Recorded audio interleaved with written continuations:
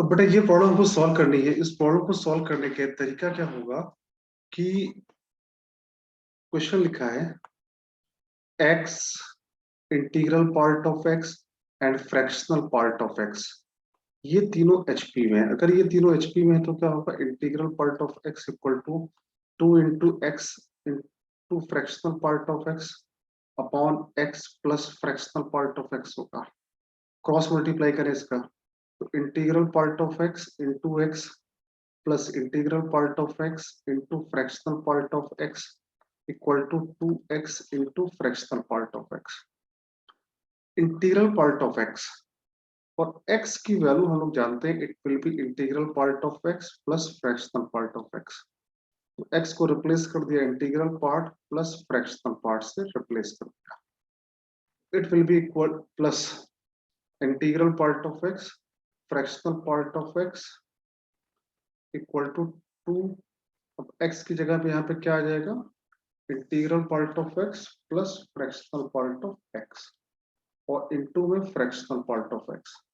इसका मल्टीप्लाई किया तो इंटीग्रल पार्ट ऑफ x का whole square integral part of x fractional part of x integral part of x fractional part of x equal to 2 of integral part of x fractional part of x plus 2 into fractional part of x का whole square. अब जो ये लिखा है वही ये लिखा है, ये दोनों कैंसिल आउट कर गए। तो finally it will be integral part of x का whole square equal to 2 of fractional part of x का whole square. It will be equal to 2 of fractional part of x का whole square minus integral part of x का whole square. इसको factorise किया तो √2 fractional part of x plus integral part of x और ये आएगा √2 fractional part of x minus integral part of x equal to 0। अब इसको 0 के इक्वेट किया तो √2 fractional part of x plus integral part of x equal to 0 and √2 fractional part of x minus integral part of x equal to 0। अब इसको अगर solve करें तो fractional part of x equal to हो गया integral part of x। तो fractional part of x equal to आ गया integral part of x by 2।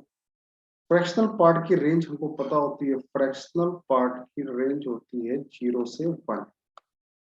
तो इसके इक्वल टू लिखा integral part of x by 2 की वैल्यू 0 से 1।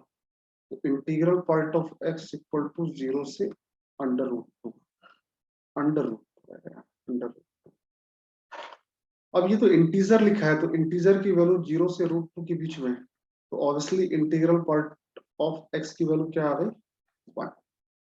इंटीग्रल पार्ट ऑफ x अगर 1 है तो x की वैल्यू कहां से कहां तक आ गई, x विल बी 1 से 2। ये बात आपको सॉल्व करनी आती है। वही सेम लॉजिक अगर यहाँ पे लगाएं तो fractional part of x equal to आ गया minus integral part of x upon √2। ये वैल्यू होती है 0 से 1, तो ये वैल्यू भी हो गई 0 से 1। तो यहां से आ गया minus of integral part of x upon √2 की वैल्यू 0 से लेकर 1 तक। तो इंटीग्रल पार्ट ऑफ x की वैल्यू आ गई माइनस लगा के लेस देन √2, या इंटीग्रल पार्ट ऑफ x आ गया greater than minus √2। Integral part of x की वैल्यू माइनस √2 से ग्रेटर है। अब माइनस √2 से ग्रेटर है का मतलब क्या हुआ, इंटीग्रल पार्ट ऑफ x की वैल्यू,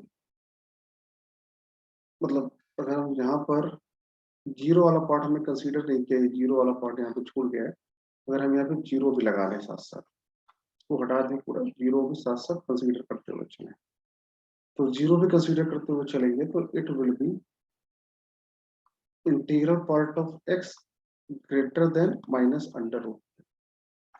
ये आ गया यहाँ तक। अब इंटीग्रल पार्ट ऑफ x की वैल्यू माइनस √2 से बड़ी है और 0 से छोटी है, तो यहाँ पे तो जो भी x निकल के आएगा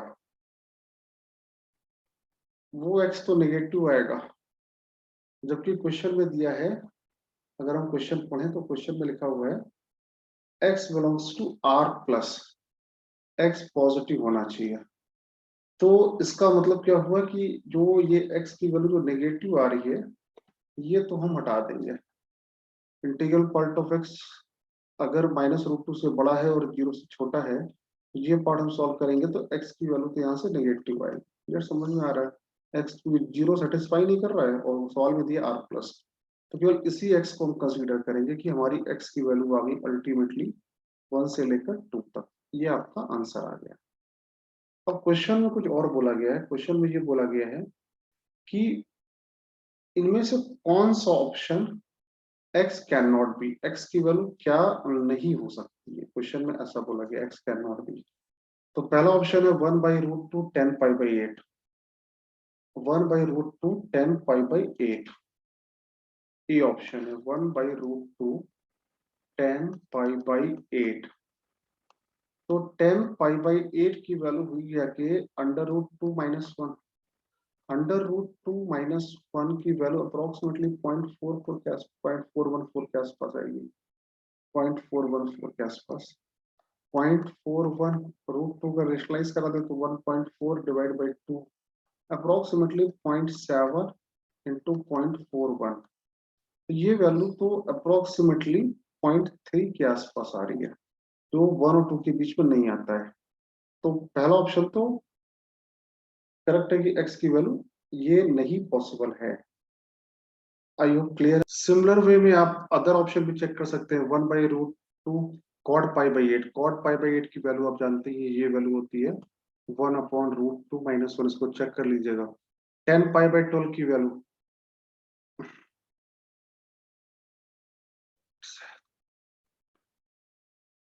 तो वैसे ही आप 10 π/12 की वैल्यू भी डाल सकते हैं। 10 π/12 की वैल्यू 1015 डिग्री, 1015 डिग्री की वैल्यू होती है 2 - √3 और इसकी वैल्यू भी आती है 2 + √3।